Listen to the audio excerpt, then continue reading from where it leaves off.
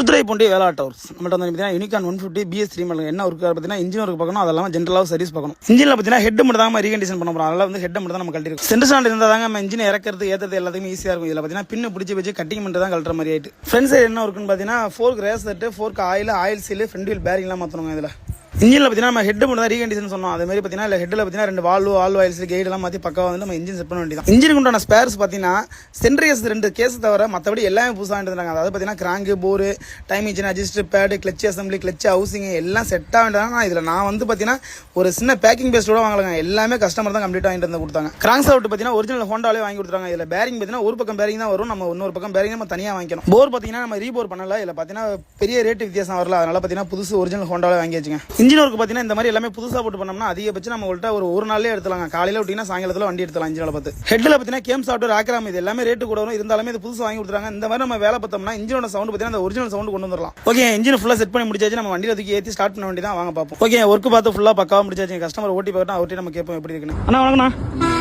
Okay, வண்டி ஓட்டி பார்த்தீங்களா? வண்டி எப்படினாக்கு சூப்பராக இருக்குல்ல? ஏன்னா நீங்கள் ஸ்பேர் வாங்கி கொடுத்த எப்படி எவ்வளோ அமௌண்ட் வந்துச்சு? ஸ்பேர் மட்டும் வண்டி 20 ரூபா வந்துச்சு. ஸ்பேர் மட்டும். ஓகே, எந்த ஊர் நீங்கள்? நாகப்பட்டினம். ஓகே, இவ்வளோ தூரம் நம்மளை தேடி வந்து கொடுத்துருக்கீங்க. அண்ணன் வந்து டைம் கொடுத்தீங்க. ஒரு வாரம் ஆகிட்டு நீங்கள் வண்டி கொடுத்து ரெடி பண்ணி கொடுத்துருக்கோம். நல்லா இருக்குல்ல? சவுண்ட் ஒரிஜினாலிட்டியாக இருக்கா? சரி, ஓகே, நன்றிண்ணா.